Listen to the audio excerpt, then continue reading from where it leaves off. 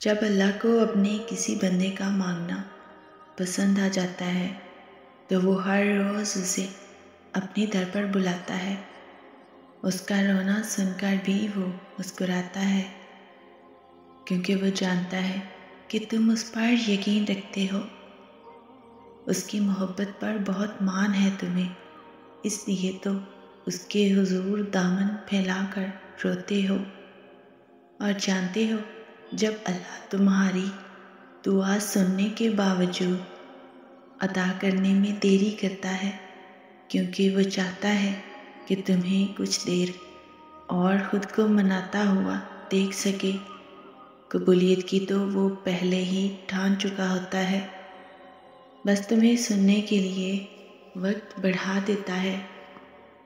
تو پھر اسے مناتے رہو، کیا پتہ تمہارا منانا ہی اسے پسند آ جائے اور وہ تمہیں تمہاری چاہ سے نواز دے۔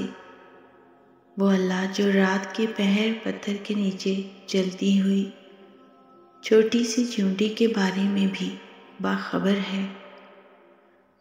تو تمہیں کیا لگتا ہے کہ یہ جو تمہارے دل میں خواہش ہے وہ رب اس سے واقف نہیں؟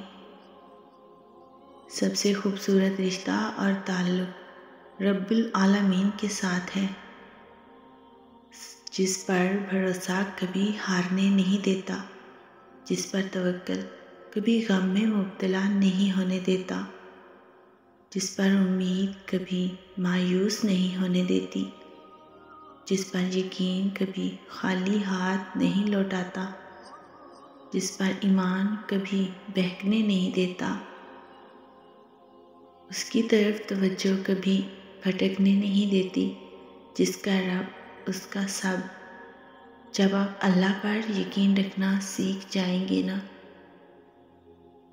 تب آپ کو پستیوں سے ڈر نہیں لگے گا، کیونکہ تب آپ یہ بات سمجھ جائیں گے کہ آپ نے جس پر بھروسہ کیا ہے وہ بلندیوں کا بادشاہ ہے، اور اس بادشاہ کے ساتھ وفادار رہنے والے ہارتے نہیں، بلکہ بلند سے بلند تر ہوتے چلے جاتے ہیں۔ اللہ تم پر تمہاری رضا کے راستے تب بند کرتا ہے جب وہ چاہتا ہے کہ تم اس کے راستے پر دوڑے چلے آؤ۔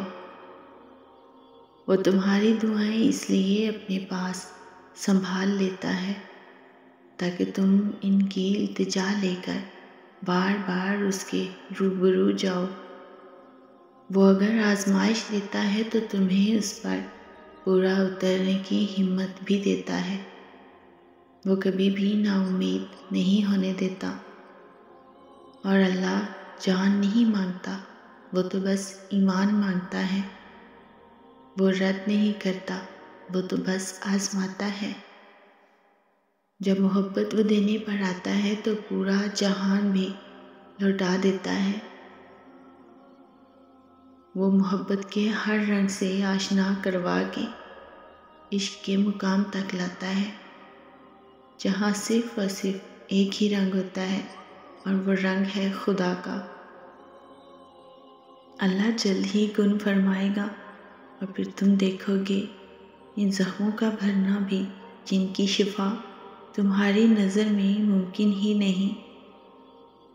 جو کام اللہ کے نام سے شروع کیا جائے نا، وہ کبھی نامکمل نہیں رہتا، ہمیشہ تمام ہوتا ہے، کیونکہ اس میں اللہ کی مدد یقینی ہو جاتی ہے، اور اس کی تکمیل کا ذمہ اللہ کے سپرد ہوتا ہے۔ اپنا ہر کام اللہ کے حوالے کر دو، کوئی سنے یا نہ سنے، اللہ تو سنتا ہے اور وہ جانتا بھی ہے۔